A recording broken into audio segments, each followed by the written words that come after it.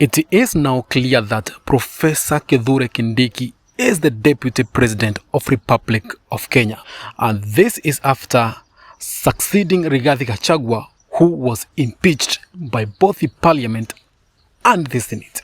I shall commence with the administration of the first oath, which is the oath of allegiance of the Deputy President. Kindly repeat after me. I, Kithure Kindiki, in full realization of the high calling, I assume as Deputy President of the Republic of Kenya,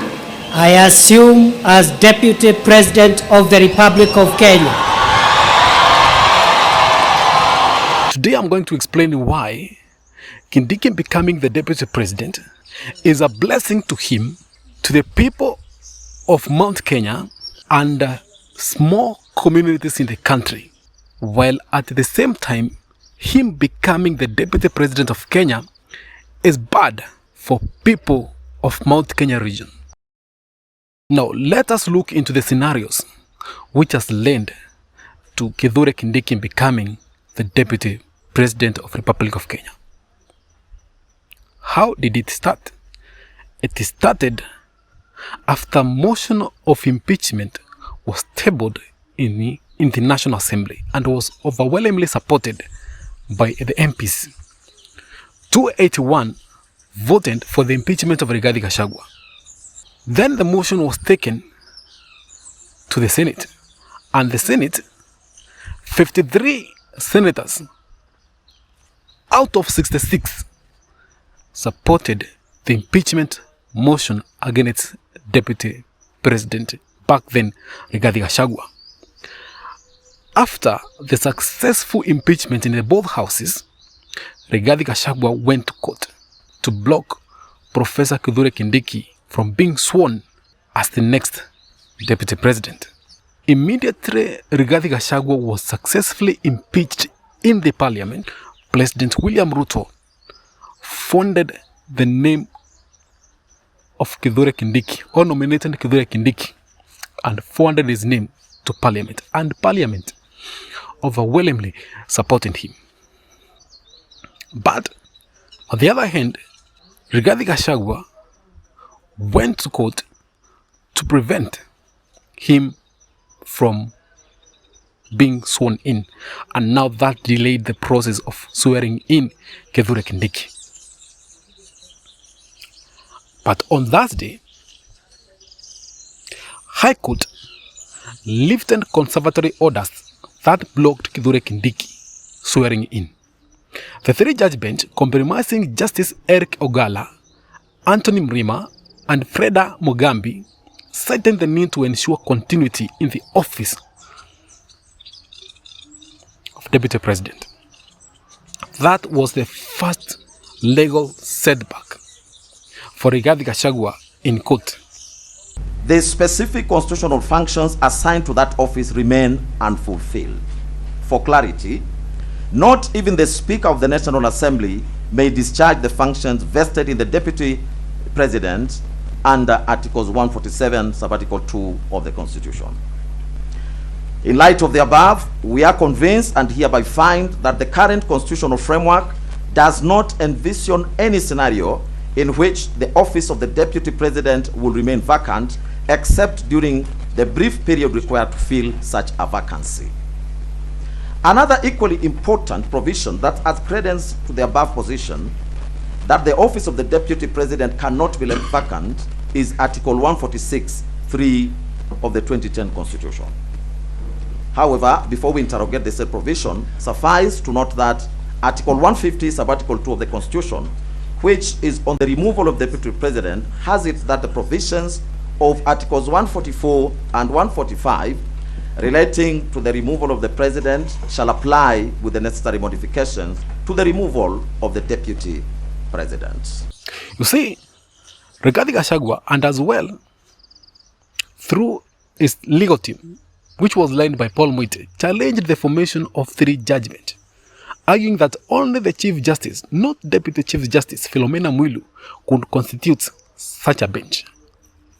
However, the High Court upheld Mwilu's authority, affirming that the Constitution of Kenya, or under the Constitution, that Deputy Chief Justice may act in place of Chief Justice when necessary.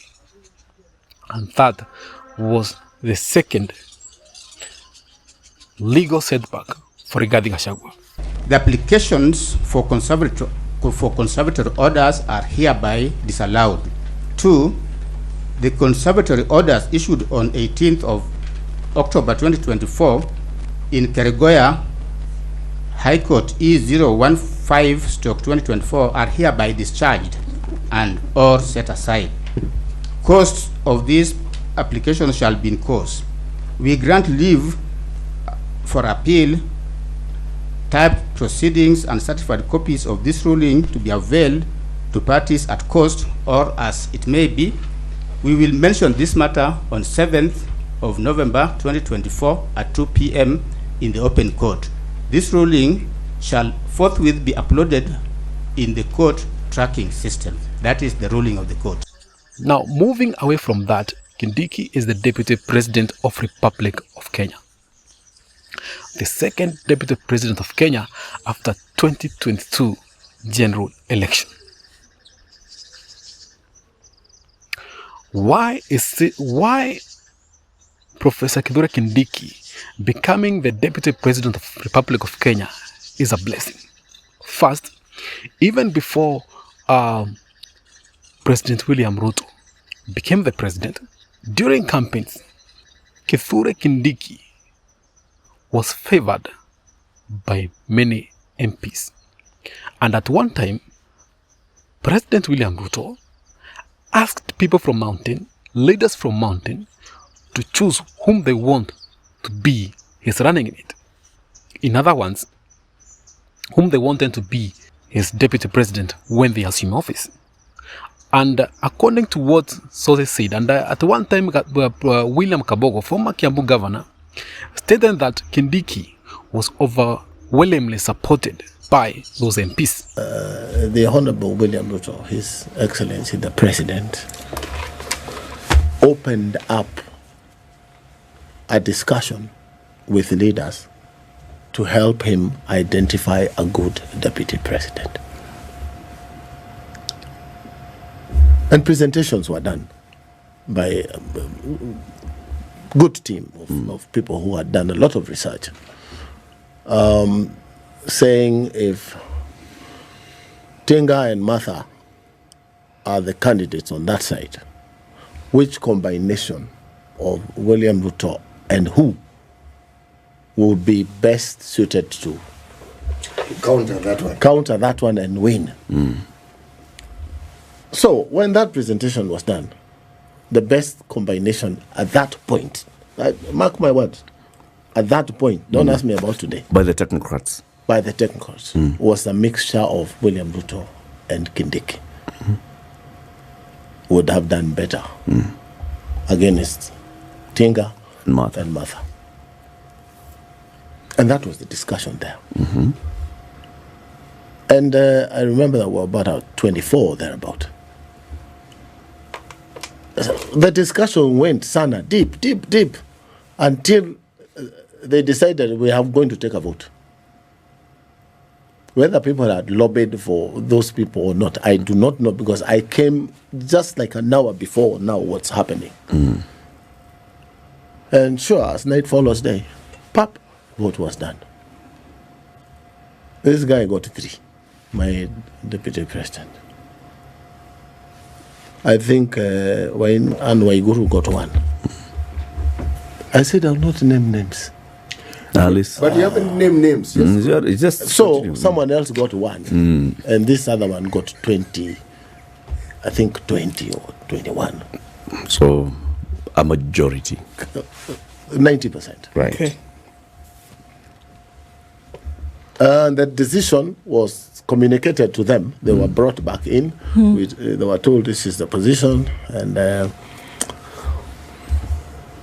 we said we'll stand by it. That's the decision. they were given a chance to. I'm talking about something that I should not be talking about, but I'm saying we are in this thing now. We're where we are. We are where we are. Deal. And the Honorable Gachagua stood up and said, I've heard what you people have done, but I had no discussions with you people. My discussions were with this guy. The candidate. Yes. So, my problem is him. Hapo. Bele ya watu. Later, something happened and Rigathi Gachagua became his running mate and now the impeached Deputy President of Republic of Kenya. Kithure Kindiki had been people's favorite from the start. And that is a plus for him because many leaders from Mount Kenya region have hand and have confidence in his leadership. The second reason why him becoming the deputy president is a blessing to him is because of the way MPs voted for the impeachment of Rigathi Gachagua.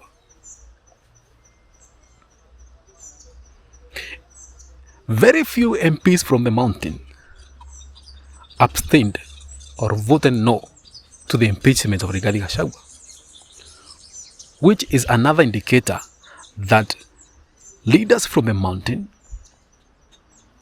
have confidence in totality in the leadership of Deputy President Kithure Kindiki.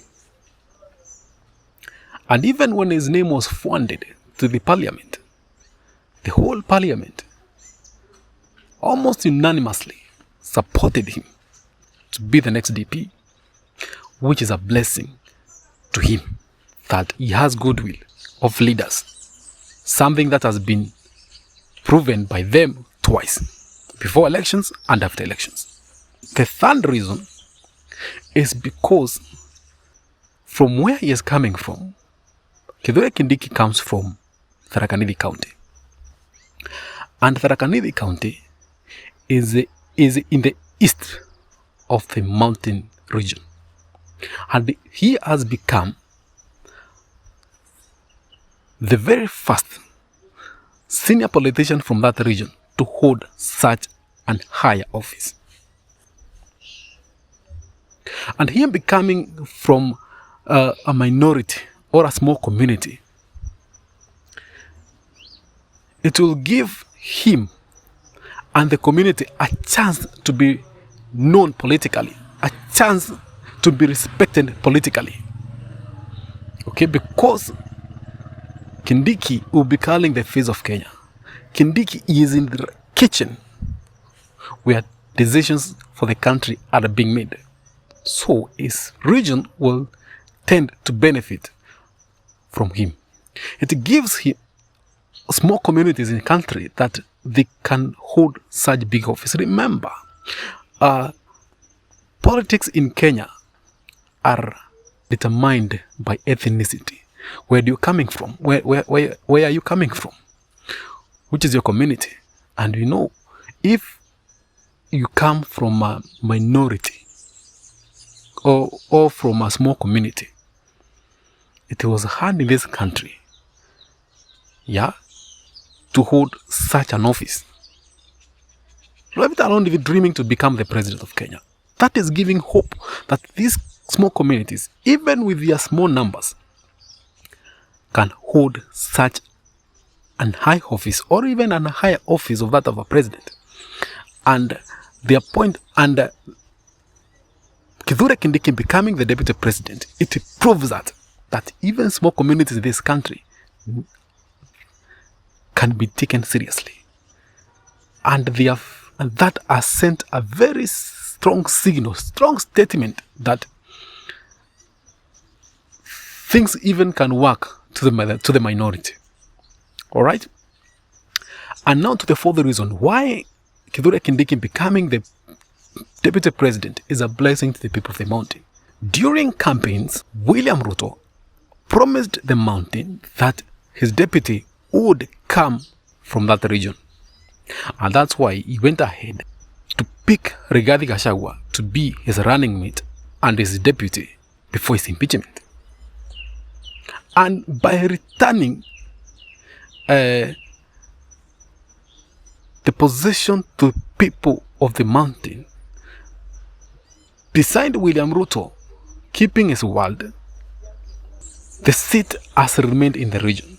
Remember, there were speculations that that seat could go somewhere in the western part of the country, or even in Nyanza, now that Honorable Raila Odinga is in this government. He's working closely with President William Ruto. Even people speculated now Raila could be the next deputy president. However, that was very minimal hard. But now those were speculation, those were rumors. But people were saying that that seat may not go to the mountain. But now today, deputy president has remained, or the deputy president position remains in the mountain, which is not a loss, but a plus to the mountain. And another thing, Professor Kithure Kindiki becoming the deputy president will propel him to the national politics. Remember, this man comes from a small community, Tharaka Nithi, Mount Kenya East. That position will propel him to the rest of the country. His name will be known more. He will be respected more than the way he was as the CS of Interior. He will earn more respect, more influence, and you may see even Kindiki representing President William Ruto in outside the countries, in international forums, something Yuriya Gachagua was not doing. So it is a plus, a blessing to Mr. Professor Kithure Kindiki, and that he is building his political career. And remember, like I said, this has given small communities in this country a chance to rule this country. This becoming the deputy president and being favored by many leaders in the region and even the country, it proves that this man can even rise. After President William Ruto, he can rise to those particular positions, to that particular position of the president. Now let's look now, flip the coin. Why it is a bad thing for him to become the deputy president? Fine, it has many advantages. Why is it that it is a bad thing for the people of Mountain? Here's why. If you think that Rigathi Gachagua will not fight back, then you're mistaken. Rigathi Gachagua, first, he will explore legal avenues. If he succeeds or if he fails, Rigathi Gachagua will fight back. Remember, Rigathi Gachagua is bitter because of the President William Ruto. President William Ruto has betrayed him. He feels bad about that. So, he will not be fighting Kindiki, but he shall be fighting President William Ruto because of that betrayal, of scheming his impeachment. But now, what will happen as Gachagua is fighting Ruto, busy fighting Ruto, or fighting for his right in court, or outside the court? People from Mount Kenya East will interpret that Gachagua is fighting one of their own. They will not see Gachagua fighting William Ruto, they will see Gachagua fighting Kithure Kindiki. And that will cause a rift between the west of the mountain and the east of the mountain. Remember, Gachagua will not, he has his own troops. They will obviously be launching attacks. And as they launch attacks, the more they launch the attacks, the more they attack the president and his government, the more people from the east will interpret that Gachagua and his troops, that people from the west are fighting people from the east. Remember, when Mombasa or coastal counties banned transportation of mogoka in those counties, Rigathi Gachagua never uttered any word. The guy remained silent. And the issue which underthreatened the unity of Ameru and people from Embu, Gachagua remained silent. But when it comes to politics, it is when, as people from Mount Kenya East are feeling that it is only when Mrima ni moja, but when critical issues that do affect the region are affecting them, then Mrima is no longer one. They are left to sort their issues. And I'm saying Mogoka issue is one example of that. Remember, this is the very first time in history that a person from Mount Kenya East is becoming the Deputy President of the Republic of Kenya. Despite the region having senior politicians like Karaito Murungi, a very respected leader, a very respected politician. Karaito Murungi only became a minister. And any other senior politician in Meru, they never rose beyond the minister position. The only politician in the region who rose to a higher office is J.B. Muturi by becoming the Speaker of the National Assembly. It is only Kindiki who has rose beyond that position to become the Deputy President of Kenya. So the people from East, they expect their cousins, their brothers, their sisters in the West to support Kithure Kindiki in totality. But now this politics, how do you expect them? How do you expect Gachagua to let it go? Gachagua strikes back, and the more he strikes back, the more the East will feel that all their confirmation, all their fears that the West only uses them during campaigns or during electioneering period, and after supporting one of their own to raise into the political positions, they are left in the dark.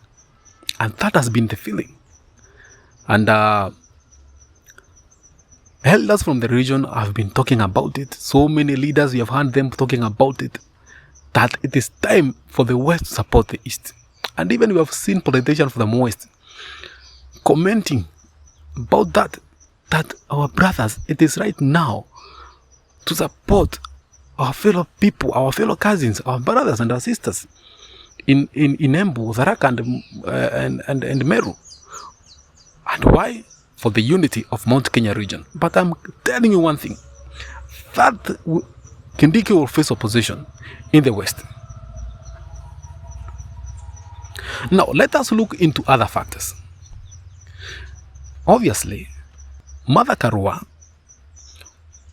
will not support that because of President William Ruto. Even today, Mother Karua has never recognized President William Ruto as legitimate president of Kenya. He says, yes, William Ruto is the president, but not his president, but not her president. That tells you she will support any other person, but not William Ruto. But now, the script will be read differently by the people from the East. And now that will cause more problem.